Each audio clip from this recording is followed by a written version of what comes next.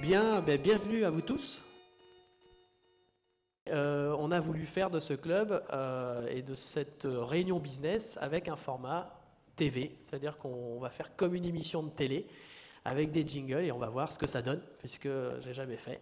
Et donc du coup, je remercie Abdou qui est donc à la régie derrière nous, qui est dans la belle régie avec la belle face avant d'une Cadillac de 55, je crois. Et on va essayer de faire en sorte que cette réunion se passe bien. Et donc du coup, pour ceux qui ne connaissent pas, parce qu'il y a quelques invités qui sont venus nous voir pour cette première, soyez indulgents, c'est notre première réunion de travail. Le club Connex Club, c'est 10 réunions avec 4 sorties voitures. D'ailleurs, quelques-unes des voitures qui sont autour de vous feront partie de nos balades que nous ferons tout au long de cette année 2025. Et les 10 réunions seront donc dans des formats business avec des différents intervenants extérieurs. Et vous verrez, ce soir, on a un intervenant que je connais depuis une dizaine d'années, de qualité. J'ai hâte d'écouter cette intervention. Je vais laisser la parole à Sandrine qui va nous parler de sa mission et des dates clés du club. À toi Sandrine. Merci, déjà ravie de vous retrouver. Voilà, après cette petite pause. Alors mon rôle, effectivement, aux côtés de Gary, c'est d'être son bras droit, essayer de soulager un maximum de tout l'aspect événementiel et organisationnel de ce réseau business. Alors effectivement, il y a des escapades. On vous montrera dans un petit moment toutes les dates en fait que nous avons prédéfinies pour que chacun puisse noter dans ses agendas en fait, voilà, de nous rejoindre, d'être bien présent parce que c'est vrai que c'est toujours un bonheur de se retrouver. Alors moi, je vais être celle qui va vous écrire. Je serai Madame Mail, c'est-à-dire que je vais vous convier aux événements. Il faudra bien sûr me répondre, idéalement dans les temps impartis pour que je puisse donner le relais à Leïla pour que l'organisation n'en soit qu'optimale. Voilà, donc mes coordonnées seront sur le mail. Vous aurez également mon portable. Si vous avez la moindre question, des invités à intégrer, eh bien voilà, il suffit de me contacter. Eh bien, merci Sandrine. Sandrine est vraiment mon pilier aussi de cette création de club. C'est grâce à elle qu'on a pu être en peu de temps, on est déjà 24 dans ce club. On vise les 30 puisque c'est pour nous la taille maximum. D'ailleurs, on ne sera pas plus de 30 puisque quand on fait nos sorties véhicules, on est 2 par véhicule et donc on est limité à 15 véhicules. C'est déjà un beau convoi quand on part à 15 véhicules. Voilà. Alors celle-ci ne roulera pas, mais les autres derrière vous roulent. Donc au sommaire aujourd'hui de cette réunion, on va avoir la chance d'avoir donc 2 membres du club qui vont se présenter et qui vont répondre aux 5 questions que je vais leur poser.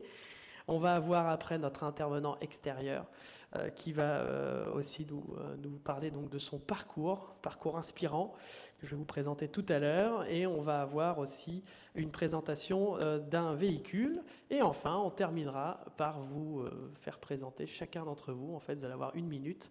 Et je vais vous donner déjà la question à laquelle vous devrez répondre, comme ça vous permettra de réfléchir. C'est qu'est-ce que vous inspire l'année 2025 ? Et vous avez 1 minute pour vous présenter avec nom, prénom et le métier, et surtout ce que vous voulez, ce que vous inspire cette année et quel est votre état d'esprit pour cette nouvelle année.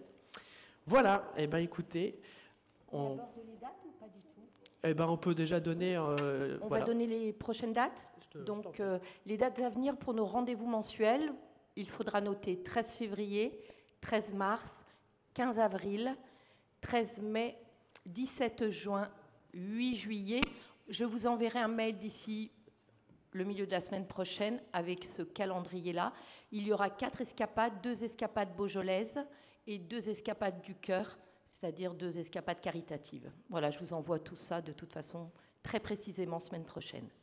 Oui, tout à fait. Les 2 principales dates, c'est la prochaine, c'est 13 février et 13 mars. Et la première escapade beaujolaise est le 11 avril. Voilà. Eh bien, écoutez, on va passer maintenant à la suite. On va donc accueillir notre membre, Alexandre Orsono, qui va donc nous rejoindre et nous parler donc de lui. Bon, Alexandre, ne t'inquiète pas, c'est toi qui te lance dans le bain. Et écoute, Alexandre, on se connaît depuis peu, finalement. On s'est rencontrés lors d'un déjeuner à la CP, il me semble. Et donc, du coup, le feeling était bien passé. Je crois qu'on a des avis, des valeurs déjà et des avis politiques communs. Donc, Ouais. ça a permis de faire du lien. Ouais, tout à fait. Bah, déjà, merci beaucoup pour, euh, pour l'invitation, pour pouvoir commencer ce format. Bonjour à tous, à ceux que j'ai pas encore salués. On s'est même rencontrés avant la CPME. Oui, bien sûr. Bah oui. Et oui, on s'est rencontrés avant la CPME quand tu travaillais chez Vaubecourt, chez qui du coup j'ai fait faire à mes chemises. Donc ouais, on a été mis en relation par un ami qui était aussi un de tes clients et c'est comme ça que je t'ai rencontré et ensuite on s'est revus après. Ouais. Et puis c'est vrai qu'on avait fait c'était un showroom privé, donc c'est vrai que c'était assez propice à la discussion. Alors qui es-tu pour ceux qui ne te connaissent pas, Alexandre? Et ben du coup moi c'est Alexandre Orsenot, je travaille pour l'entreprise familiale qui est le groupe Inos. On est du coup une entreprise où on est spécialisé dans l'aménagement d'espace et on y reviendra par la suite. Je suis un passionné de sport mécanique et plus particulièrement de moto pour lequel du coup je roule sur circuit. Je roule aussi pour du coup un team à titre amateur bien évidemment, mais c'est du coup pour entamer cette année le championnat qui s'appelle la WER, qui est un championnat français. Où on va rouler du coup avec des 1000 cm3, où on fait plusieurs circuits en France, dont un en Espagne qui est à Navarra. Et ouais, non, ça va être incroyable. Oui, ça, je te fais pas dire. Bon, et que fais-tu alors du coup dans la vie?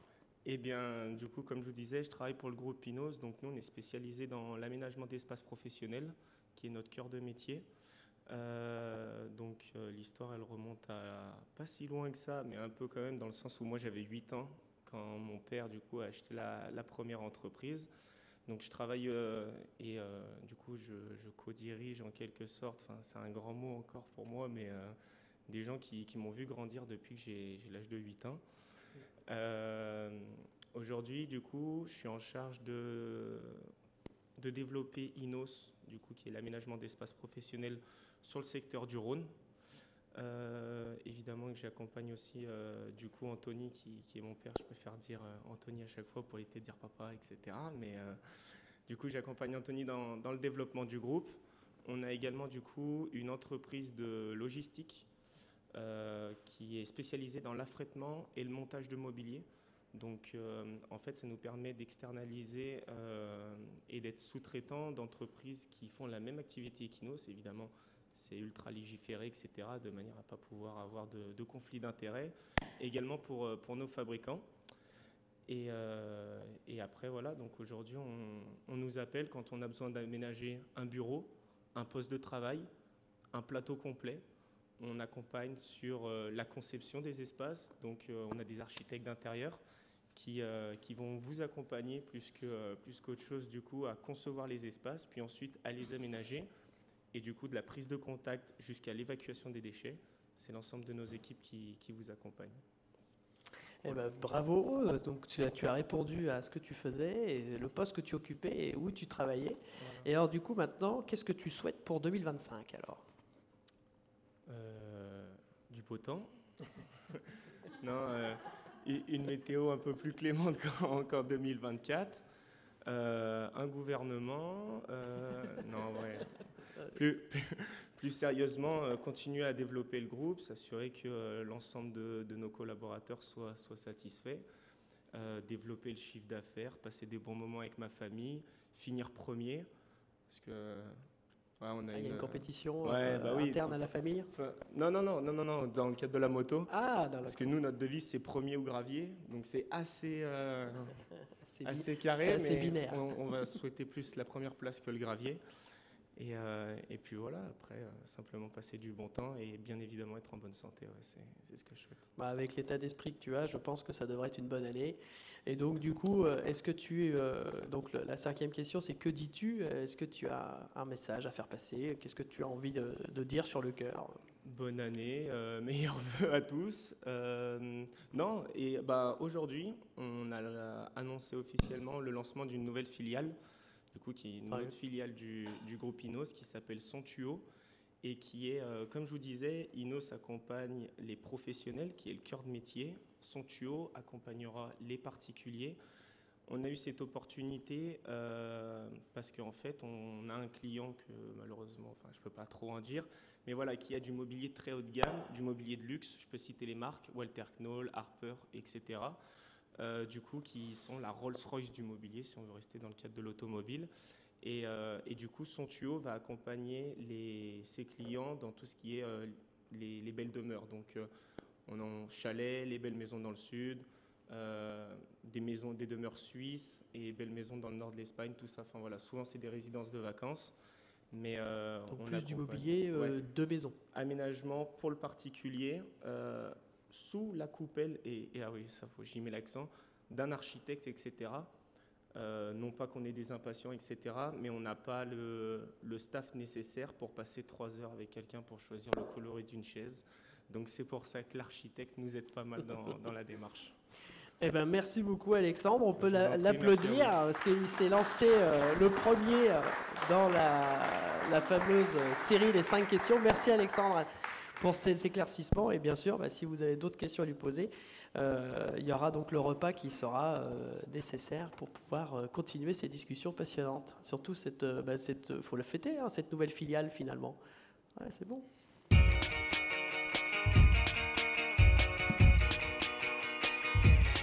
Et on va passer donc la présentation de Pascal, notre deuxième membre du club. Allez, on applaudit Pascal parce que pareil, c'est pas évident, c'est une première.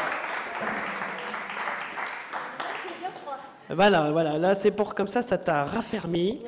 Tu vas, voilà. Ah non, alors, je n'avais pas pensé ça. Hein. Là, ne me mettez pas, voilà. Mais moi, tu vois, on l'a vu. Hein. Ah, mais... En plus, je ne l'ai même pas pensé du tout, mais c'était plutôt dans le côté où, quand on a un coup de froid, on est un peu plus concentré. Mais voilà, c'était plutôt ça. Alors, Pascal, tu vois, le même exercice qu'Alexandre. T'as vu, j'ai pris des notes. Tu as pris des notes, parfait. Écoute, tu vois, prends ton micro et dis-nous qui tu es. Ah, il y a le petit jingle, voilà, tu vois. Et juste après le jingle, tu nous diras qui tu es. C'est bon. D'abord, merci de ton invitation, Gary, pour essuyer les plâtres, c'est chouette. Mais ça va, tu m'as fait passer deuxième, c'est cool. Tu sais, dans la Bible, il y a les premiers seront les derniers, les derniers seront les premiers. Donc, voilà, qui je suis Moi, je suis une femme moderne. Je suis chef d'entreprise, je suis aussi maman de 3 enfants. Je suis mariée depuis très longtemps. J'ai un parcours qui est un peu atypique puisque j'ai fait plein de trucs jusqu'à ce que je comprenne que ma vocation c'était d'être entrepreneur en fait, et c'est là où je suis bien et où je fais des choses extraordinaires. Qui c'est que je suis Alors j'ai plein de passions parce qu'en fait je suis une personne curieuse. J'aime apprendre, j'aime découvrir plein de nouveaux domaines, donc quand je ne sais pas, j'apprends. Alors j'ai 5 ans de vie, que ça c'est mon mari qui dit ça, 50 nuances de vie. Incroyable. Je suis cyber-réserviste de la gendarmerie.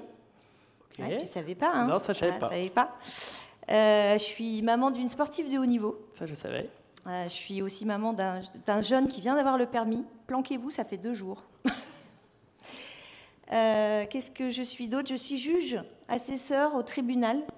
De commerce? Non, au pôle social. Moi, je m'occupe des fautes inexcusables des employeurs et de toutes les cotisations URSSAF et tout ça. Tous les trucs vachement sympas, là, tu vois. D'accord. Donc là, de papier sur l'URSSAF, c'est une faute inexcusable, alors? C'est ça? Non, ça dépend du même du tribunal. D'accord. Et j'ai des trucs aussi de filles, hein. Donc je fais de la couture, je fais de la cuisine. J'ai un petit talent quand je chante, mais peut-être un jour, quand on aura beaucoup bu. Écoute, cet été peut-être. Peut-être. Je fais bien la cuisine, du shopping et de la généalogie. Donc tu vois, c'est assez hétéroclite. Bien sûr, ouais. Et sinon, ce que je kiffe particulièrement, et c'est pour ça que je suis là, c'est avoir les cheveux dans le vent dans mon cabriolet.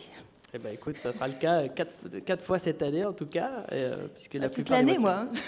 Si tu veux, là, en ce moment, on est content d'avoir. Ouais, mais en ce moment, il est fermé. Bien. Voilà. Et donc qui je du suis. coup, déjà super. Déjà pas mal, ouais, tu parce m'avais que dit 1 minute. Hein. ouais, voilà. Mais je pense qu'il faudra plusieurs réunions pour qu'on arrive à bien décerner qui est Pascal. Alors du coup, que fais-tu, Pascal?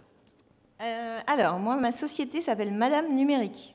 Je suis consultante et formatrice auprès des entreprises. Mon métier, c'est de les aider à gagner de l'argent quand ils investissent Internet, sous quelle forme que ce soit. Donc, en général, je leur fais faire des économies et surtout, je leur fais gagner du pognon parce qu'en fait, moi, c'est ce qui me fait kiffer. Quand ils gagnent des sous, je suis hyper heureuse, tu vois. Après, mes missions sont assez variées parce qu'en fonction de la taille des entreprises, quand on est avec des entrepreneurs solos ou avec des grosses boîtes de 300 personnes, évidemment que les sujets ne sont pas les mêmes. Moi, j'aime les deux. J'ai choisi de ne pas choisir parce que en fait, les deux ont de l'intérêt et voilà. Et chaque entreprise étant unique, à chaque fois, la stratégie à mettre en œuvre est unique. Donc, c'est ce que j'aime. Voilà. Ce qui me caractérise, c'est quoi? C'est la disponibilité. Et je travaille par abonnement. Les gens s'abonnent à moi. C'est un modèle économique qui marche plutôt bien. Les banques aiment bien la récurrence. C'est surtout que pour mettre en place une stratégie, il faut une bonne année. Donc en fait, comme ça, les gens, je viens leur casser les pieds tous les 2 mois. Et du coup, ils sont obligés d'avancer malgré eux. Ça me rappelle des discussions que j'ai avec mes communicants qui c'est vrai qu'on leur demande des résultats rapides sur les réseaux et effectivement, ça met un certain temps à venir. Il faut avoir une bonne stratégie. Et après, du coup, tu peux travailler avec des entreprises de communication qui finalement te sous-traitent le travail Alors non, en fait, moi, mon seul client, c'est le client final. Mais en fait, je peux être son digital manager, c'est-à-dire que je gère pour lui ce qui n'est pas sa spécialité. Donc je gère l'agence de communication et je m'assure que ce qu'on lui vend, c'est pas ce que l'agence a besoin de vendre, mais c'est ce qu'il a besoin d'avoir pour être performant. Et du coup, je peux même former les agences de communication quand c'est nécessaire. Donc là, tu peux aussi, bien sûr, travailler en coopération avec l'agence de communication. Mais complètement. Mais moi, j'adore. J'adore. Ça me nourrit. Quand tu travailles avec les gens, ça te nourrit. Bien sûr, donc la plupart du temps, ça se passe très bien. Mais c'est vrai que le numérique, ça reste une spécialité et c'est assez technique. Et quelqu'un qui est artisan ou qui a un métier qui est complètement éloigné de ça, c'est pas un spécialiste. Et du coup, il se retrouve à demander des prestations sans savoir de quoi il parle. Moi, je lui permets d'éviter les écueils et d'avoir des bons conseils et d'être sûr d'être sur le bon chemin. Et toi, ça fait donc 10 ans que tu fais ça? Alors moi, ça fait 11 ans. 11 ans, pardon. 11 ans que je suis à mon compte, mais j'ai pas fait ça pendant 11 ans. Là, ça fait que 7 ans. Avant ça, j'ai fait de l'impression 3D. Non, mais t'as vu, tu savais pas tout ça. Non, c'est vrai que là, on le découvre tous ensemble. Que là, tu as non, j'ai eu 2 autres boîtes avant ça. Mais là, je kiffe. J'adore ce que je fais. Eh ben ça, c'est déjà le principal, parce que c'est pas évident aujourd'hui de trouver un équilibre entre le plaisir de ce qu'on fait et la rentabilité. On dit toujours dans le monde du cheval que si on veut être millionnaire, il faut partir milliardaire. Et c'est pas toujours évident d'avoir des métiers qui, parfois passion, qui peuvent aussi faire vivre la personne. Donc c'est quand on arrive à avoir cette passion, le métier qui nous apporte du plaisir, et en plus, si on peut gagner sa vie correctement, c'est parfait. Je vis ma meilleure vie. Alors du coup, qu'est-ce que tu souhaites pour 2025, cher Pascal? Alors déjà, je souhaite que mes nouveaux bureaux qui sont juste à côté de chez toi soient enfin construits. Ils sont en train de se construire. Hein, ouais. J'ai bon espoir de signer mes bureaux. Tout va bien. Parce qu'ils étaient prévus pour quand à la base? Il y a du retard? Oui, ils ont un petit peu de retard, mais bon, on va avoir 6 mois comme tout projet. Je trouve que c'est bien, promoteur qui se respecte. Non, j'ai plusieurs objectifs. Moi, je suis une personne déterminée. D'abord, j'aimerais travailler à redresser ou à faire grandir des entreprises en échange d'actionnariat. Okay. Ça, c'est mon premier objectif. Alors, je ne sais pas quand, comment. On verra bien. Donc, la porte est ouverte. Il faut demander à nos experts, avocats fiscalistes ou droit des sociétés pour pouvoir... Et donc ça, c'est mon premier projet. Et mon deuxième projet, c'est que je suis en train de développer une forme de franchise de Madame Numérique. Donc les gens ont commencé à entendre parler d'un projet. Donc je te donne l'exclusivité ce soir. D'accord. Donc il va y avoir d'autres Madame Numérique. Le projet est à 3 ans. Et puis après, on verra. Peut-être des Monsieur Numériques. Je ne suis pas fermée d'esprit. C'est ouf. Mais du coup, ça va marcher tu pars sous une forme comme observatoire de la franchise, où tu vas partir là-dessus, ou tu pars sur carrément un consultant qui va t'accompagner pour la création de ta franchise, je suppose. Alors là, je travaille avec une personne qui a un profil plutôt ingénieur commercial. Okay. On est toutes les deux chefs d'entreprise. Donc c'est vrai qu'on a aussi cette partie-là. Et après, effectivement, je pense qu'on passera par un cabinet, mais on est assez... Indépendante. Ouais, on est un peu indépendante. Non, je te dis ça parce que avant le Covid, j'avais donc créé une franchise avec Vopcourt. Enfin, je savais pas. Voilà, on avait fait 2 franchises. Et effectivement, c'est quand même intéressant de se faire accompagner par des vrais pros de la franchise. C'est un vrai métier. Parce que ça permet de faire quand même gagner du temps. Ils ont tout ce qui est le juridique et puis surtout attendez, c'est un contrat qu'il y a de franchise, le DIP. DIP, voilà. Qui parfois fait 80 pages, donc c'est intéressant. Alors, moi, ça ne sera pas forcément franchise, mais plus licence de marque, mais c'est le principe de la franchise. Eh ben, je pense qu'ici, dans l'Assemblée, il y aura des gens qui seront capables au moins t'aiguiller sur le plan juridique, je pense. Et alors, du tout, qu'est-ce que tu as à nous dire? Quel est Quel est mon truc que j'ai à te dire? Voilà, ton coup de gueule ou ta joie, ta fierté. Moi, j'ai toujours de la joie et de la fierté, de toute façon. Oui, c'est vrai qu'on ne se connaît pas depuis longtemps, mais tu es toujours très souriante. Non, alors, moi, ce que j'ai à dire, je pense qu'il faut bousculer les statu quo pour faire avancer les choses. Je suis une personne assez traditionnelle, mais je pense que chacun peut bousculer les choses de manière... pas forcément brutale, mais faire avancer en fait. Moi, je suis déjà dans un milieu qui est vachement masculin quand même. Alors, Madame Numérique, c'est vrai que ça détonne un peu, mais bon, déjà dans l'impression 3D, je détonnais pas mal. Ceci étant, je suis une chef d'entreprise, je suis une maman, je veux pas choisir en fait. On peut faire les deux, c'est pas incompatible. Je suis quadra en plus, alors je suis moins bankable que les petites jeunes et tout, machin, mais c'est pas grave, je m'en fous. On est tous plus ou moins quadras. Ceci étant, je suis persuadée qu'il suffit juste de se dire que c'est possible pour que ça le devienne et d'être simplement soi. Je pense aussi que la chose à faire, c'est de semer, puis de voir ce qui pousse. Puis on verra bien, au pire, et ça poussera. Moi, j'ai pas super la main verte, mais il y a plein de trucs qui poussent quand même, tu vois. Voilà. Dernière chose, pour bousculer les statu quo, je pense qu'il faut s'engager. Moi, ce que j'ai trouvé formidable chez toi, tu m'as envoyé un mail, je t'ai envoyé 400 balles. Non, mais oui, c'est vrai. Hein, oui. T'es les premières à quotidien. J'ai trouvé que toi, tu avais un engagement, c'est de dire le club business, c'est pas forcément que le truc basique où chacun se regarde dans le droit des yeux chaque semaine et vient réciter le même truc. Tu as choisi de dire on peut faire du business et du plaisir. Et moi, je suis comme ça depuis le début. C'est pour ça que ça a résonné, parce que en fait, c'est pas incompatible. Et pour le coup, voilà. Donc, je pense que s'engager, c'est aussi avoir certaines valeurs. Et je pense qu'on les a en commun. Ce qui est surtout intéressant, c'est de s'engager quand ça semble juste. Donc, toi, je sais que tu es beaucoup engagé. Moi, je le suis aussi, tu as vu, avec tout ce que... mais je suis bon public. Et voilà, donc je dirais ça. Engageons-nous pour bousculer les statu quo. Eh ben, ça se terminera sur ces paroles-là. On peut l'applaudir. Merci, Pascal, pour tes gentils mots. Et effectivement, c'était pas... Non, mais... effectivement, si on peut joindre l'utile à l'agréable, c'est ce qu'il y a de mieux. Et voir arriver normalement une petite bombinette. Voilà. Et cette petite bombinette est française, messieurs, dames. Vous voyez, il fait bien froid dehors. On a le glaçon. Bien. Tu peux arrêter la voiture, Steve. Fermer les phares. Et donc cette petite bombinette est donc française, vous l'avez reconnue. Alors vas-y Steve, prends place, installe-toi.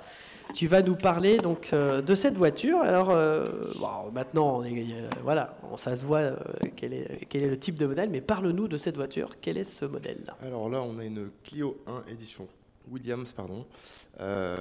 C'est une édition en fait pour fêter la victoire de l'écurie F1, enfin Renault de Formule 1. Donc ils ont sorti une Williams pour l'occasion. Et donc ici on est sur un modèle de 94 phase 1 numéroté, ce qui la rend, on va dire, beaucoup plus rare en fait les phases 1. Sellerie d'origine Williams en intérieur. Le fameux 2 litres, enfin 2 litres, c'est pas encore un turbo, mais en 150 chevaux. Il y avait la 16S qui était similaire en fait en Clio 1 façon RS, mais c'était un 1 litre 8 en 140 chevaux et elle n'avait pas les fameuses roues Speedline, les voies élargies et le châssis renforcé sur une version Williams en fait. Voilà. Alors du coup, sur ce modèle-là, il a une petite particularité puisque c'est un modèle qui était destiné à l'export. Oui. Et du coup, cette voiture-là a une option que les Clio Williams françaises n'ont pas. Alors c'est laquelle là? Alors c'est le toit ouvrant d'origine, couleur carrosserie, c'est pas un toit ouvrant rajouté ou quoi que ce soit, c'est un vrai toit ouvrant d'origine. Et elle a l'option aussi en fait du béquet avec le feu de stop intégré, troisième feu de stop d'origine. Alors le petit truc qui est sympa dans cette voiture, c'est que vous avez un porte-costume à l'arrière dans une petite malle en cuir. C'est vraiment des petites options comme ça qu'il y avait à l'époque. Et puis à l'intérieur de cette voiture aussi est assez sportif puisque il y a des choses. La sellerie en fait brodée Williams avec les panneaux de porte. Enfin tout est dans l'harmonie de. Avec des manomètres superbes, des pressions, des barres. Alors ça roule à combien une voiture comme ça? Vitesse max. Voilà. On est sur du 215 km/h. Et du 0 à 100 puisque alors maintenant avec les voitures Tesla ça n'a plus de sens. C'est vrai que ça nous fait voilà. Mais on va. Pour l'époque de 1994, ça fait du 0 à 100 en 7 secondes 8. Mais par contre, en fait, c'est un moteur super rageur et cette voiture est destinée à rouler que sur route sinueuse. C'est pas une voiture de ville, c'est pas une voiture d'autoroute, c'est une voiture vraiment typée course. Voilà. Et bien voilà, donc cette petite Williams, vous pourrez la voir de plus près tout à l'heure si ça vous intéresse, montez dedans. Et effectivement, l'état de cette voiture est proche de l'état concours, c'est ce qui lui donne à peu près donc quelle est sa cote de cette voiture. En général, sur le marché, on tourne entre 25 et 50 000 euros selon l'état, le kilométrage, la phase. Et en fait, ce qui va faire le prix vraiment, c'est l'état général et le kilométrage. Et surtout aussi un dossier d'entretien, enfin un historique du véhicule limpide. C'est ça qui va faire grimper la cote et maintenir une cote stable. Et donc celle-là, cette voiture, elle a donc un dossier complet, donc elle a 190 000 km, mais c'est ce que je tiens à dire aussi à ceux qui souhaitent éventuellement acheter des voitures qui ont maintenant un peu plus de 30 ans. Le kilométrage est pas très important à partir du moment où si tout l'entretien et si les pièces sont récentes, parce que vous pouvez avoir une voiture qui a 40 000 km, là on en a une derrière, une Jaguar MK1 de 1954 avec 45 000 km d'origine, mais elle est dans un moins bon état que celle-ci. On est d'accord. Bien, et ben merci Steve pour nous avoir présenté cette voiture. Et là du coup on va passer maintenant à notre moment fort d'aujourd'hui.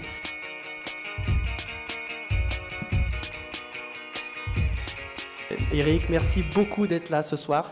Merci d'avoir accepté notre invitation. Ça fait partie aussi de Connex Club de vouloir inviter des gens inspirants, des gens qui ont des parcours de vie extraordinaires. Et donc, je suis vraiment très, très content de t'avoir parmi nous ce soir. Et alors, du coup, Eric, peux-tu te présenter et nous raconter un petit peu ton parcours professionnel ? Oui, merci Gary, tout d'abord de m'accueillir. Merci au club Connex 66 de m'accueillir. Je suis ravi d'être là avec vous. Mon nom, c'est Eric Payan, mais vous l'avez peut-être vu sur la toile quand il y a eu de la publication numérique sur cet événement. J'ai 61 ans. Oui, je l'ai fait. Non, pas trop. Et je suis un jeune retraité, un jeune chef d'entreprise ou entrepreneur et un ancien cadre supérieur, puisque j'ai fait l'essentiel de ma carrière dans le groupe Bosch. Donc on n'est pas très éloigné du monde de la voiture, parce que Bosch est un équipementier automobile qui date de plus de 100 ans maintenant. Et j'ai eu de nombreuses missions. Mon domaine d'expertise, c'était le numérique, le digital. Donc on est toujours aussi dans le monde du digital. J'ai terminé ma carrière il y a à peine 3 ans. J'ai pris ma retraite et j'étais directeur de la transformation digitale d'une filiale du groupe Bosch en France, membre du COMEX. Donc l'entreprise, je connais parfaitement. Ce qui se passe dans une entreprise, les stratégies, je connais bien aussi. Mais j'ai une particularité, et vous ne l'avez peut-être pas encore vu, mais là-dessus, on est sur un pied d'égalité, parce que je ne vous vois pas non plus, parce que je suis déficient visuel. Et je ne le suis pas depuis hier, puisque j'ai commencé à perdre la vue à l'âge de 18 ans. À 25 ans, j'étais déjà un déficient visuel. J'ai eu juste le temps de terminer mes études et de m'engager dans la vie professionnelle. J'ai commencé chez Bosch, c'était en 1989, j'étais chef de groupe d'une petite équipe en informatique. Et puis j'ai pris ce qu'on dit du galon. J'ai eu, à force d'acharnement, j'ai eu des promotions et je suis en 1998, j'étais directeur des systèmes d'information de LM Leblanc. C'est une des filiales du groupe Bosch qui fabrique et vend des chaudières à gaz notamment. Et puis plus récemment, j'ai fini ma carrière à Vénissieux chez Bosch Rexroth comme directeur des systèmes d'information, puis directeur de la transformation digitale qui incluait un périmètre un peu plus grand. Voilà très rapidement en résumé. Et pourtant, j'ai fait cette carrière-là et j'en suis assez fier, même si ce n'est pas non plus exorbitant. Mais je suis assez fier parce que j'étais déficient visuel et il a fallu que je me batte, que je m'engage, que je sois motivé au-delà de ce que vous pouvez imaginer. Arriver à faire une telle carrière tout en étant déficient visuel, ça veut dire que tous les matins, vous vous levez et vous devez être à 600% de ce que vous êtes. Parce qu'on vous fait cadeau de rien du tout. Et que quand on est en situation de handicap, quand on est atteint d'une fragilité comme la mienne, ou comme d'autres fragilités, ben, tous les jours, il faut prouver qu'on est le meilleur. Et on vous met... l'esprit humain est comme ça, c'est que quand on entend parler de handicap, la première chose à laquelle on pense est égal, moins quelque chose. Et moi, il a fallu que je prouve dans toute ma carrière que j'étais le meilleur. J'ai essayé d'être le meilleur. Je ne suis pas toujours arrivé à être le meilleur.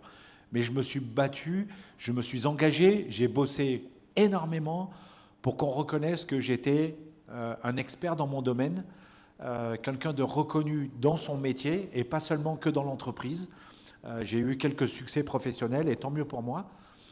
Mais tout cela, c'est parce qu'il a fallu que je prouve à un moment donné que ce n'était pas parce que je ne voyais pas qu'il fallait qu'on me considère différemment.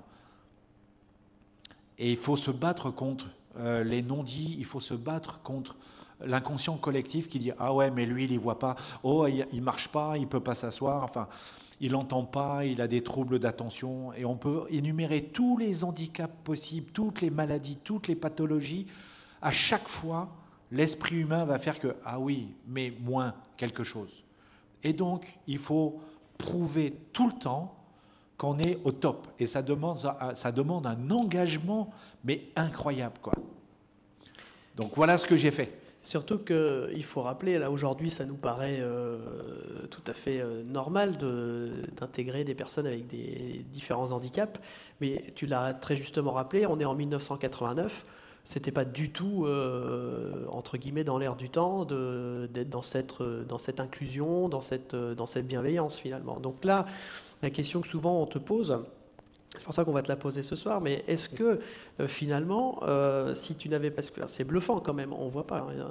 Moi, la première fois que tu étais venu au showroom, à part la façon dont tu essayé de regarder les tissus, sinon je ne m'imaginais pas. Et ça serait intéressant de savoir qu'est-ce que tu vois, voilà. Qu'est-ce que tu as, comme tu es déficient, qu'est-ce que tu vois, ou oui, moins la représentation. Un petit mot sur ma déficience visuelle. En fait, je suis atteint d'une maladie rare qui s'appelle la maladie de Stargardt. Ne retenez pas ce nom, on s'en fout. Je n'ai plus... Cette maladie tue les cellules de ma rétine et plus particulièrement de la macula. La macula étant le siège de la vision centrale de précision de près comme de loin. Ce qui veut dire que devant moi, il n'y a pas d'image. Ou il y a quelques petites perceptions. Je ne vois pas le premier rang. Dans ma vision centrale, je ne vois même pas les panneaux lumineux qui sont au fond de la salle. Je ne possède il me reste de la vision périphérique, mais qui n'est pas une vision de précision. Donc elle me dit à peu près comment je suis positionné dans l'espace, comment je peux me déplacer. Et encore quand il fait nuit, j'ai une canne blanche pour me déplacer la nuit parce que je ne vois rien de rien la nuit. Et en fait, quand je parle avec quelqu'un, je dirige mon regard sur cette personne en me dirigeant au son de sa voix, parce que la voix sort de la bouche et la bouche est à peu près au centre du visage. Et donc je me dirige sur ce son-là pour vous regarder droit dans les yeux. Mais en fait, je ne vois pas votre visage, quoi. Et c'est pour autant, d'ailleurs, j'en profite pour faire de la pub, c'est pour ça que mon bouquin s'appelle « Regarder sans voir », parce que c'est une de mes particularités, c'est que tout en ne vous voyant pas, on peut passer la soirée ensemble et vous pouvez jamais deviner que je vous vois pas. Ça, c'est parce que je suis devenu un expert de la stratégie de contournement, mais peut-être qu'on l'évoquera après. Mais alors du coup, voilà, la fameuse question, c'est que tu as fait une carrière sans faute donc dans le groupe Bosch. Et si tu avais été voyant, parce que c'est la question qu'on te pose souvent, est-ce que tu aurais eu la même carrière? Enfin, bien sûr, on se doute de la réponse, mais c'est intéressant d'avoir ton point de vue. Alors oui, ça c'est une question qui est régulière, mais elle est pertinente toujours, parce que et ça m'a demandé de réfléchir en disant, mais si j'avais été voyant finalement, je l'ai été jusqu'à l'âge de 18 ans, enfin jusqu'à 18-20 ans, puis après ça s'est tellement dégradé et tellement vite que je suis devenu rapidement déficient visuel. Est-ce que j'aurais été la même personne? C'est sûr que non. Peut-être qu'en moi, j'avais les traits de personnalité qu'il fallait pour supporter une telle difficulté. Mais cette vulnérabilité ou cette fragilité que j'ai m'a permis de décupler ma capacité d'engagement, de décupler ma capacité de travail, de décupler ma motivation, tout ça pour être au même niveau que tout le monde, parce que je sentais bien que j'étais parti avec un handicap, comme on dit dans le monde hippique. Et c'est pas pour rien que je dis ce mot-là. Et ça, je crois que je ne l'aurais pas utilisé comme ça. J'aurais été moins profond, moins bien, en fait, finalement. Enfin, je ne dis pas que je suis bien, ça serait tellement présomptueux, et c'est mieux d'être humble vis-à-vis de nos fragilités. Mais j'aurais été différent et peut-être un peu plus fade, un peu moins sans couleur. Et c'est tant mieux, finalement, parce que j'ai découvert des choses tellement extraordinaires en perdant la vue, que finalement, pour rien au monde, je m'en fiche de retrouver la vue, même si probablement c'est impossible, mais finalement ça n'a aucune importance pour moi, quoi. Je suis tellement heureux d'être comme je suis, j'ai tellement reçu que finalement c'est très bien comme ça. Et l'avantage, c'est qu'aujourd'hui je peux en parler et transmettre cette passion qui m'anime, cette dynamique, cette source toujours renouvelée d'inspiration en disant « rien ne peut m'arrêter, rien ne va m'arrêter ». Vous savez, quand j'ai terminé mes études, je savais que j'allais perdre la vue petit à petit, mais bon, c'est difficile de se projeter dans ce genre de truc. Et quand j'ai fini mes études, je me suis dit « Eric, tu seras le patron de l'informatique d'une boîte un jour ». J'étais étudiant, j'avais à peine 20 ans, une vingtaine d'années. C'est des vœux pieux qu'on fait. Mais finalement, je me suis autodéterminé et je suis devenu, la première fois que j'ai eu un poste de direction des systèmes d'information, c'est quand chez Bosch, on m'a confié cette fonction en prenant la direction des systèmes d'information de LM Leblanc. J'avais 35, 36 ans. Et du coup, c'est ça qui est intéressant, c'est que, comme tu l'as dit, tu apprends cette maladie à la fin de tes études. Tu as cet objectif-là. Alors, c'est ce qui arrive aussi dans la vie de nos entreprises. On a des coups durs qui arrivent.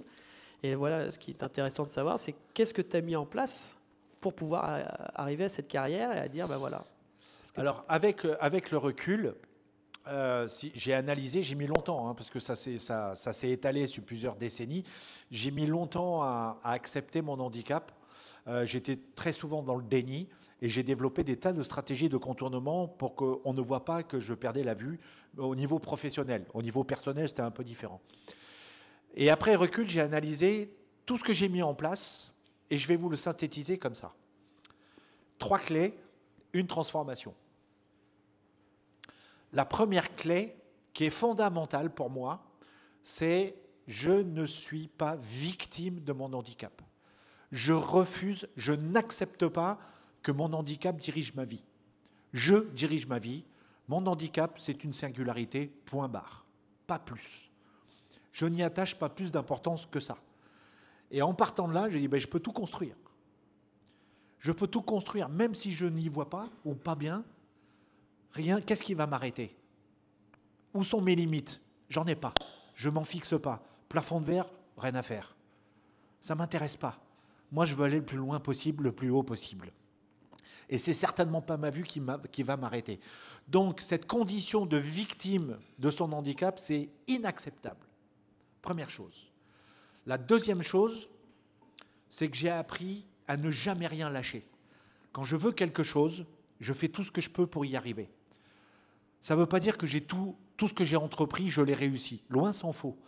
J'en ai des échecs, j'en ai eu. Comme on dit souvent, les échecs apprennent plus que les succès. C'est totalement vrai. J'aime beaucoup cette phrase de Nelson Mandela, peut-être que vous la connaissez. Nelson Mandela disait « Quand je joue, soit je gagne, soit j'apprends ». Et c'est un vrai mindset, en fait. Et moi, ce que j'essaye de transmettre, c'est de transformer les mindsets comme ça. En disant, je peux tenter les choses, je peux réussir, je peux avoir des échecs, je m'en fiche, je vais au bout de moi-même, je m'engage à fond quand je fais quelque chose, que ça réussisse ou pas, finalement, c'est pas si grave que ça. Pourquoi? Parce que c'est pas la destination qui est importante, c'est le chemin. Et le chemin d'engagement, lui, vous apprend énormément de choses. Et il vous apprend à être meilleur la prochaine fois si vous avez eu un échec. Si vous avez un succès, prenez-le. Ça, c'est des bonbons. Mais après, on va vers un deuxième challenge. Et donc, c'est ça qui est important. Ne jamais rien lâcher. Il n'y a pas une butte que je ne vais pas grimper. Jamais je me dis, quand j'ai un nouveau défi devant moi, et les défis, c'est le matin quand je me lève et que je suis dans ma salle de bain, je dois me raser. Bon, depuis, je me laisse pousser la barbe parce que je suis devenu un peu feignant. Mais se raser quand on ne se voit pas, messieurs, ce n'est pas un cadeau. Ce n'est pas facile comme geste tous les jours. Bien faire gaffe aux couleurs qu'on met. Ma femme m'a dit, jamais plus de 3 couleurs. Ouais, mais bon, les 3 couleurs, c'est pas si facile que ça pour moi. Parce qu'il y a des couleurs qui se ressemblent pour moi. Le vert, le bleu, c'est un peu tendance, gris, noir, bleu, je ne sais pas trop ce que c'est. En fait, je ne fais pas trop les différences, quoi. Ça aussi, c'est des détails. Mais il n'empêche que c'est votre quotidien. Prendre le train, prendre le métro, prendre le tramway, prendre des avions, on en reparlera peut-être. Ça, c'est des choses, c'était mon quotidien, c'est toujours mon quotidien. Me promener dans la rue, aujourd'hui, quand il fait nuit, c'est avec une canne blanche. Parce que je vois pas les passants en face de moi. Et j'en ai percuté plus d'un, en m'excusant, évidemment. Mais les gens ne comprennent pas parce que je n'ai pas les stigmates, il n'y a pas marqué non-voyant qui clignote en disant « faites gaffe ». Quoi.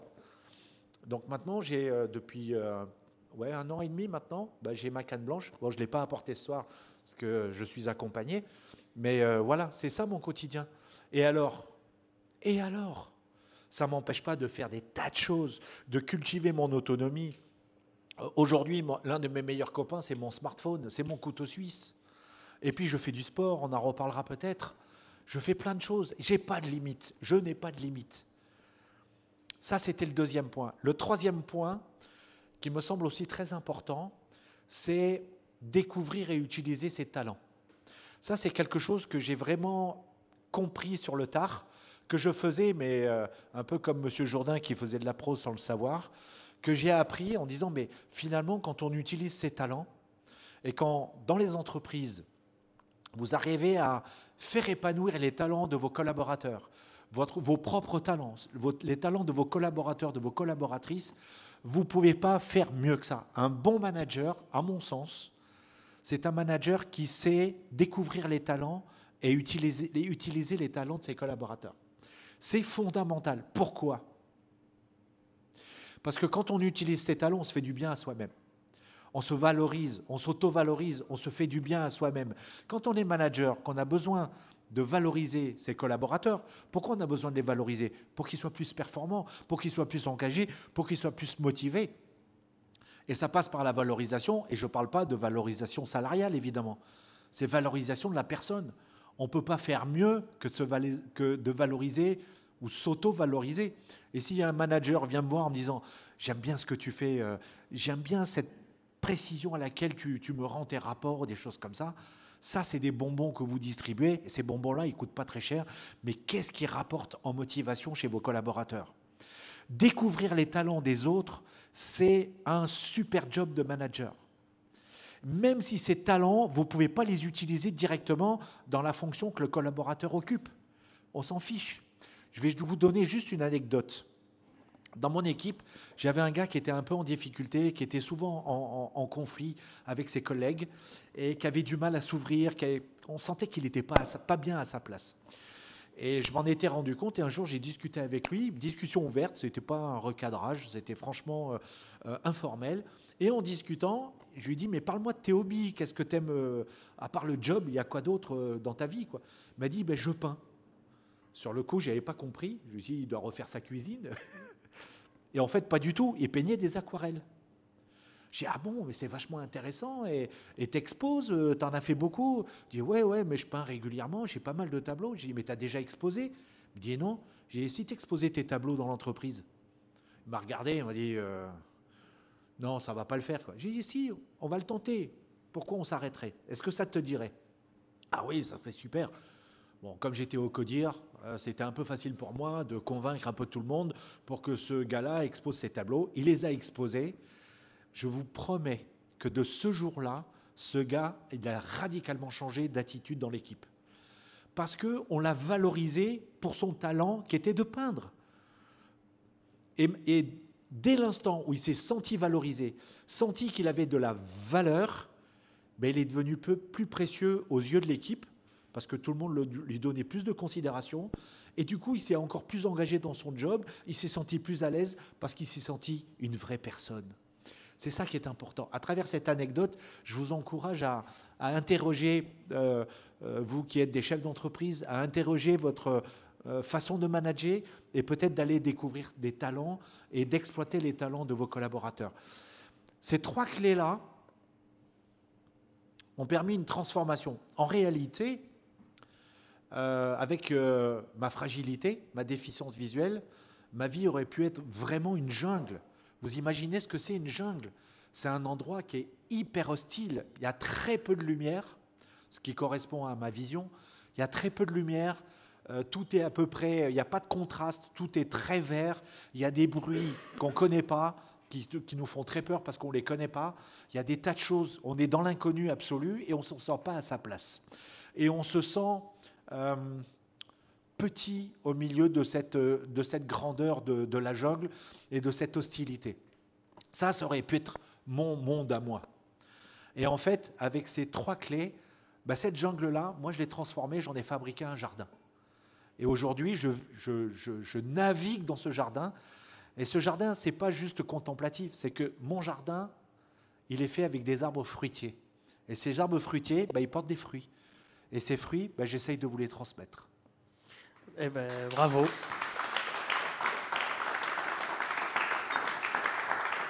Et du coup, ça me donne envie de te poser. Alors, vous verrez, si vous n'avez pas lu son livre, c'est passionnant de son histoire. Et là, je trouve qu'avec ce que tu es en train de nous dire, j'aurais presque envie de te donner une idée, peut-être que tu l'as déjà, mais tu as parlé de management. Donc, toi, tu as su détecter des gens, ou du moins de les comprendre avec simplement 5 sens, finalement.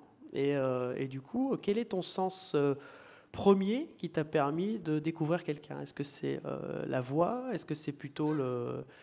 Enfin bon, on ne va pas le toucher quand même.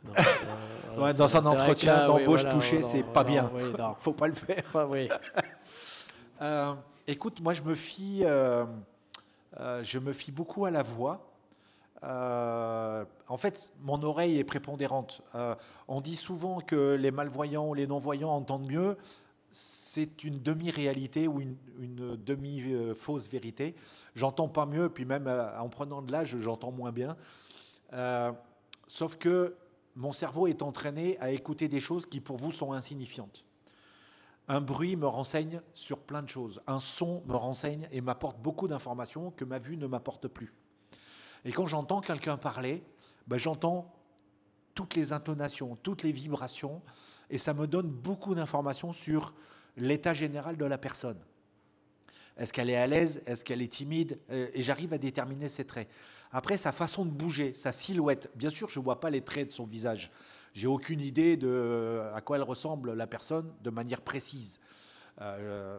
Mais je me fie à la silhouette, je me fie à la poignée de main, je me fie à ce genre de choses. Bien sûr, j'ai potassé le CV, évidemment. Mais voilà, j'ai ces petits indices qui me donnent envie ou pas de recruter. Je vais vous raconter, je ne prends pas trop de temps, je vais vous raconter une autre anecdote. Pendant le Covid, j'étais encore en activité professionnelle. J'avais besoin de recruter un alternant pour faire des développements spécifiques. Et donc, on ne recevait personne. On n'avait pas le droit de recevoir les gens en entretien. Personne ne rentrait dans l'entreprise.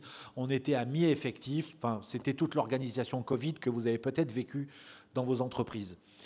J'avais chargé donc notre département des ressources humaines de faire l'annonce, de publier, de récolter tous les CV, de faire la présélection, travail standard d'une RH. Et j'ai demandé à un de mes cadres de sélectionner les 10 meilleurs CV et de me faire une présélection de 3 CV. Et ces 3 CV, de les avoir au téléphone. Il les a eus tous les 3 et après, il m'a fait un retour. Il m'a dit, écoute, les 3 sont pas mal. Je pense que les 3 cadreraient avec ce dont on a besoin. Mais attention, parmi eux, il y en a un qui est bègue. J'ai dit, ouais, et alors? Il dit, en entretien téléphonique, c'est compliqué. Donc en réunion, ça va être compliqué. Avec le contact avec les utilisateurs, ça va être compliqué. J'ai dit, ok, tu es en train de me dire tous les freins à pas l'embaucher. Il m'a dit, non, c'est pas ce que je veux dire, mais bon. J'ai dit, écoute, c'est lui que je veux avoir au téléphone. Donc tu me prends un rendez-vous, je veux l'avoir au téléphone. En effet, j'ai cette personne-là au téléphone et on a fait l'entretien. Ça a duré 90 minutes. Alors que normalement, je mets 30 minutes sur un entretien, ça me suffit largement. Mais parce que cette personne-là, ce garçon-là m'intéressait. 2, il était bègue, donc tout prenait vraiment, vraiment, vraiment du temps. Et à la fin de l'entretien, j'ai débriefé avec mon collaborateur. J'ai dit, c'est lui qu'on prend. Oh, mais Eric, tu te rends compte? J'ai dit, oui, je me rends compte. Je me rends compte d'une chose. On est en plein Covid. La seule façon pour ce garçon de trouver une entreprise pour abriter son alternance, c'est de prendre le téléphone. Il est bègue. Le pire des trucs pour un bègue, c'est le téléphone. Donc ça veut dire que lui, dans sa tête, son Everest, il venait de le franchir. Et moi, des gens qui franchissent l'Everest, ça me plaît. Parce qu'ils ont ce qu'il faut. Je m'en fous qu'il ait du mal à parler, parce que en interne, on prendra le temps. Moi, ce que je veux, c'est un gars qui est capable de faire son Everest tous les jours. Ça, c'est des gens qui ont de la valeur. Je dis, c'est pour ça qu'on va le prendre, parce que lui, il réussira tout ce qu'il entreprendra, parce que ce qu'il vient de faire là au téléphone, il y a très très peu de gens qui sont capables de le faire. Et moi, c'est des gens comme ça qui me passionnent. On l'a recruté et il est en CDI depuis. Bravo, bravo. Bravo, parce que c'est pas évident en tant que moi je connais pas la vie des grands groupes, si ce n'est quand j'étais alternant, mais de prendre position quand vous êtes directeur RH, de dire tiens, on va embaucher telle personne, sachant que ça peut aussi jouer sur ta carrière, de prendre des risques et c'est ce que ça te reflète, tout simplement. Donc voilà. Eric, du coup, tu as dit que tu étais un homme de challenge, et du coup, j'en veux pour preuve. Peux-tu me parler de ton dernier exploit? Ah, alors ça, c'est un exploit sportif, hein, c'est ça? Sportif, tu veux faire référence? Exactement. Il y en a 2 même d'ailleurs. Oui, il y en a même 2. Bon, ouais. Voilà. Il y en a 2 en 2 ans. Enfin, exploit, c'est dans les limites. Je suis un passionné de vélo. Et j'en ai fait beaucoup quand j'étais adolescent. Puis après, les études, la vie professionnelle, la vie familiale, ça vous éloigne un peu. Ça m'a éloigné un peu du sport, mais j'avais toujours ça en tête. Sauf que quand on est déficient visuel, le vélo, c'est pas possible. Donc je me suis mis au tandem et je suis un tandemiste. Et j'appartiens à un club qui s'appelle le Tandem Club Rhodanien, qui est à Lyon. Et avec ce club, on fait de nombreuses sorties en tandem. Et j'ai pris au goût à la compétition aussi. Parce qu'un jour, le président du club m'a dit « Eric, tu devrais te mettre à faire du tandem sur piste, dans un vélodrome, pour faire des épreuves spécifiques sur piste. » Je dis « Ah bon, tu crois ?» Mais si, je pense que ça pourrait être pas mal. J'ai fait mon apprentissage sur la piste. Et il m'a dit, Eric, on va t'inscrire au championnat de France. J'ai dit, non, c'est pas possible. Il faut rigoler, championnat de France. Il dit, si, dans ta catégorie d'âge, il y a peu de concurrents et je pense que tu es câblé pour faire des choses. Et donc en 2023, j'ai fait les championnats de France de paracyclisme sur le vélodrome magnifique qui est à Bourges. Et je suis devenu vice-champion de France. Voici la médaille. Oh. Et ça, c'est une expérience, cette compétition-là, c'est une vraie belle expérience. D'abord parce qu'on est entouré de vrais champions. Alors, c'est du paracyclisme, donc il y a des tas de catégories, parce qu'il y a des tas d'handicaps différents. J'ai une super anecdote à vous raconter. J'étais dans le paddock, donc là où il y a les home trainers pour s'échauffer avant l'épreuve, et c'est là où on gonfle les pneus, parce qu'on les gonfle à 13 bars, les pneus de piste. C'est un truc de fou. Quand ça éclate, on croit que c'est une bombe. Donc on gonflait. Et puis il y a un gars qui passe dans le paddock et il me dit, les gars qui n'étaient pas de notre équipe, et il dit, les gars, vous n'auriez pas une pompe? Et puis moi, je savais où était la pompe. J'ai dit, si, tu veux que je te la prête? Et puis il me montre ses 2 bras et en fait, il n'avait pas 2 bras. Il avait juste jusqu'au biceps. Et il était né sans bras en fait. Il me dit, ah ouais, mais je vais avoir du mal à pomper. Et moi, je n'avais pas vu qu'il n'avait pas de bras. Ah, mais excuse-moi, moi, j'y vois pas, donc je suis désolé. Et il m'a dit, écoute, je vais t'aider, moi, je pompe, tu m'aides à mettre le truc dans la valve, tu me diriges, tu regardes les barres, et moi, je pompe, et puis toi, tu vois le manomètre, et quand tu as assez de barres, tu me dis stop, quoi. Et donc, lui, il regardait le manomètre, et moi, je pompais comme les Shadocks, et on s'est aidés comme ça, et ça nous a fait marrer, on s'est retrouvés dans les douches, on riait encore, quoi. Parce que j'avais pas capté qu'il n'avait pas de bras, et lui, il n'avait pas capté que j'y voyais pas. Donc, à nous deux, on a gonflé son vélo, quoi. C'était cool. Donc ça, c'était les championnats de France à Bourges, c'était une vraie belle expérience.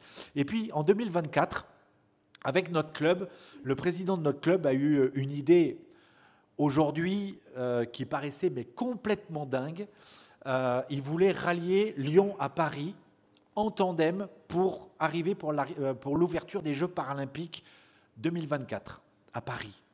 Pourquoi? Parce que dans notre club, on a un champion olympique qui s'appelle Alexandre Liovera, qui est champion médaille d'or à Tokyo, en tandem, bien sûr, et double médaillé de bronze. Et à Paris, il a été médaillé de bronze sur l'épreuve en ligne. Et donc, on voulait aussi aller le supporter. Et l'idée, c'était de partir de Lyon jusqu'à Paris en 5 étapes, soit 600 km. Et on a réussi à organiser le plus grand rassemblement de tandems déficients visuels au monde. Il y avait 80 tandems sur la route en même temps. On avait des motos, on avait la voiture ouvreuse du Tour de France. On était une caravane de 300 personnes, parce qu'on avait le camping-car médical. Enfin, c'était notre Tour de France à nous, quoi. Il y a eu quelques télés qui ont fait des reportages.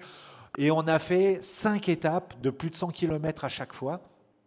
Pendant 5 jours, on était sur la route et c'était un moment extraordinaire. Ce n'était pas une compète. La vitesse du peloton était réglée. Il n'y avait pas de premier, de dernier. On s'en foutait royalement. On était juste 80 déficients visuels avec nos pilotes pour nous balader sur les belles routes de France en plein mois d'août pour arriver pour l'ouverture des Jeux paralympiques. Et ça, c'est une expérience de partage qui est assez unique. Et on peut applaudir. Et comme tu es un homme d'action, tu n'étais pas que non plus celui qui pédalait, tu as fait partie de l'organisation de cet événement aussi. Oui, alors j'ai mis même ma famille, puisque ma femme était la patronne de tous les bénévoles, elle avait 50 bénévoles sous sa responsabilité. Ce que vous imaginez, tous les soirs, il fallait faire dormir 300 personnes, faire dîner 300 personnes, préparer les petits déjeuners de 300 personnes, etc. Donc il y avait vraiment beaucoup de boulot. Moi, j'ai contribué à faire le parcours et c'est super compliqué, surtout avec l'administration française.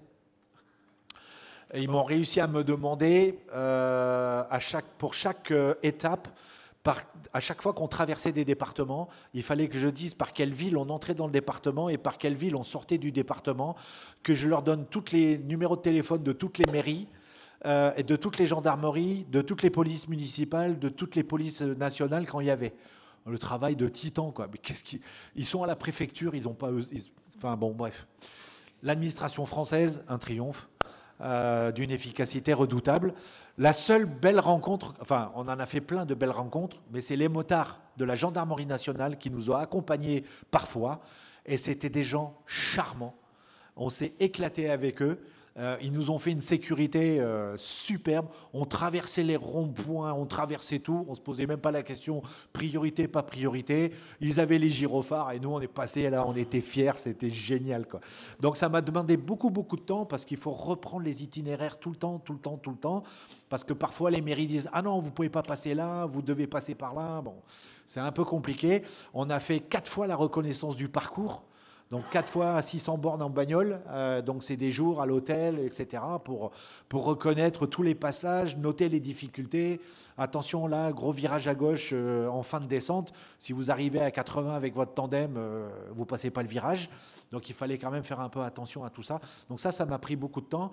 Et puis j'ai eu la chance aussi de choisir les traiteurs pour nous faire dîner tous les soirs. Donc ça, c'était plutôt sympa. Ça, c'est ton côté épicurien, on le sait. Absolument. C'est un de tes sens.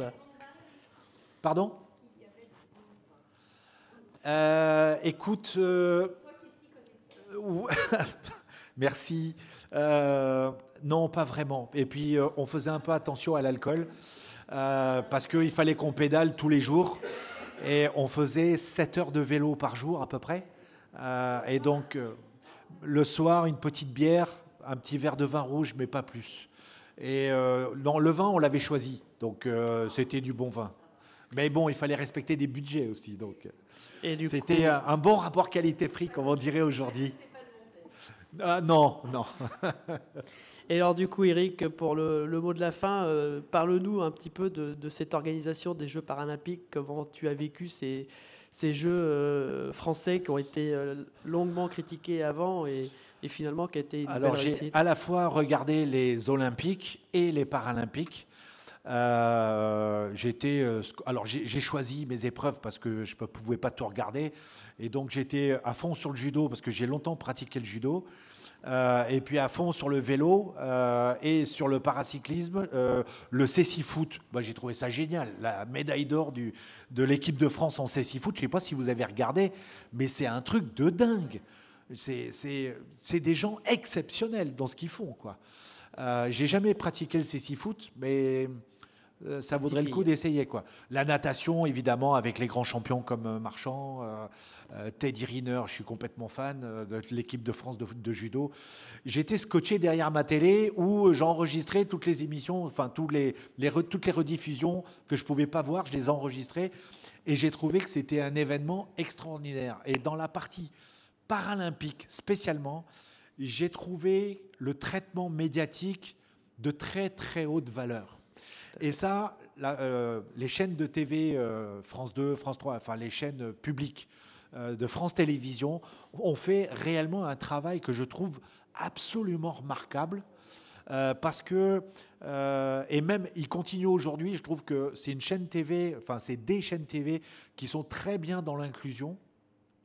D'abord parce que l'un de leurs présentateurs phares a été amputé d'une partie d'une jambe. Et donc ça, c'est pas rien. Mais cette exposition médiatique, je l'ai trouvée très belle. Et ça a vraiment changé le regard des gens. En tout cas, pour un temps. C'est pour ça qu'il faut y revenir.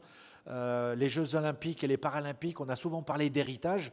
L'héritage, c'est nous maintenant. C'est vous, chef d'entreprise, maintenant. Vous pouvez considérer que quelqu'un qui est en situation de handicap ou quelqu'un qui a une fragilité, en fait, il est capable d'exploit. Bien sûr, les Paralympiques, les athlètes de très haut niveau, il y en a très très peu. C'est un infime pourcentage. Ce sont des gens très exceptionnels. Mais les personnes en situation de handicap sont juste des personnes extraordinaires. Pourquoi je vous dis ça? Parce qu'en fait, nos cousins québécois, ils ne parlent pas de handicap ou de personnes en situation de handicap, ça ne fait pas partie de leur vocabulaire. Eux, c'est personnes ordinaires, donc des personnes valides, et des personnes extraordinaires, c'est celles qui sont atteintes d'un handicap. Et je trouve que le mot extraordinaire, c'est un peu plus joli que handicapé. Merci beaucoup, Eric. On finira sur cette belle parole. Merci en tout cas de ces mots que tu nous as eus pour ce soir. Alors du coup, on va passer aux questions-réponses. Si vous avez des questions à poser à Eric sur son parcours, qui souhaite poser éventuellement une question? Sandrine.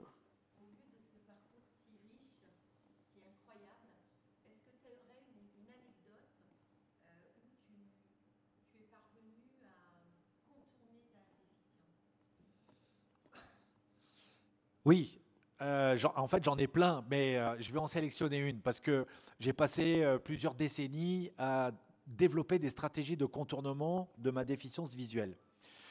Mais cette anecdote, elle me plaît beaucoup. Je me déplaçais beaucoup en France et à l'étranger pour mon job. Donc je prenais l'avion, j'allais souvent dans les aéroports. Et à mes débuts, les aéroports, quand on est déficient visuel, c'est plutôt un endroit hyper stressant parce qu'on voit rien, on capte pas les informations. Outre que le taxi que j'avais pris, j'étais parisien à l'époque, je prends un taxi pour aller à Charles de Gaulle, à l'aéroport Charles de Gaulle, le taxi se plante et me laisse au terminal B alors que j'avais demandé le terminal D. Le temps que je comprenne que j'étais pas au bon endroit, j'avais mangé 20 minutes. Donc je commençais à stresser parce que le temps imparti, l'avion il vous attend pas. Le temps que je trouve comment me diriger dans l'aéroport pour aller vers le terminal D, ça m'a fait monter un certain stress. Et je me suis dit, mais comment je vais faire pour trouver la porte d'embarquement de mon avion? Sachant que les vols sont indiqués, et plus les vols se rapprochent de leur heure de départ, plus c'est sur les télévisions du haut, les écrans du haut. Donc super pour les déficients visuels, c'est que l'information elle est de plus en plus inaccessible. Donc je ne pouvais pas le lire, et à l'époque, il n'y avait pas les smartphones, les choses comme ça, qui permettent de zoomer, de prendre des photos. Donc débrouille-toi Eric. Je me suis dit, mais comment je vais faire? Je me suis mis finalement au pied d'un pylône où il y avait les écrans. Je me suis dit, je fais un pari, c'est que les gens, quand ils regardent les écrans, ils verbalisent ce qu'ils voient. J'ai fait ce pari-là, et j'ai attendu. Et je suais à grosses gouttes parce que je voyais l'heure passer. J'ai dit, je vais rater mon avion. Et ça, pour moi, c'était inacceptable. Puis d'un coup, il y a un groupe de 3 personnes qui est arrivé. Et puis il y en a une des personnes qui dit « Oh, Toulouse, porte 35 !» Et là, je me suis dit « Waouh, Eric, opération marquage à la culotte. » Ils sont partis tous les 3. Je les ai suivis comme un petit chien. Et vous me croirez ou pas, ils sont allés aux toilettes. J'y suis allé aussi, hein. Je ne voulais pas les perdre. S'ils m'ont repéré, ils ont dû se dire, ce gars-là, c'est un pervers, quoi. Et je les ai suivis, mais franchement, à moins de 10 mètres, parce que moi, au-delà de 10 mètres, c'était fini, quoi. Pour moi, il faisait partie du néant. Donc j'étais entre 3 et 5 mètres max, quoi. J'espère qu'ils ne m'ont pas repéré. Enfin, ils ne m'ont pas fait de remarques, donc à mon avis, ils ne m'ont pas repéré. Ils ont pris l'avion, j'ai pris l'avion, on est arrivé à Toulouse. Super. Bravo. Faut être malin. De toute façon, c'est pour ça qu'il y a un vrai pont avec l'entrepreneuriat. Il faut être malin. Il y a des moments, des choses où on ne peut pas tout capter. Il y a des coups durs, comme on l'a dit tout à l'heure. Et là c'est tout à fait malin. Ça te reflète bien. Est-ce qu'il y a une autre question?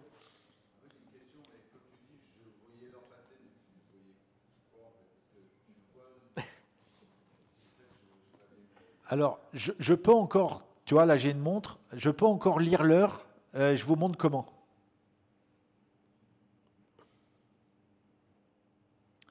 « 20h55, quelque chose comme ça.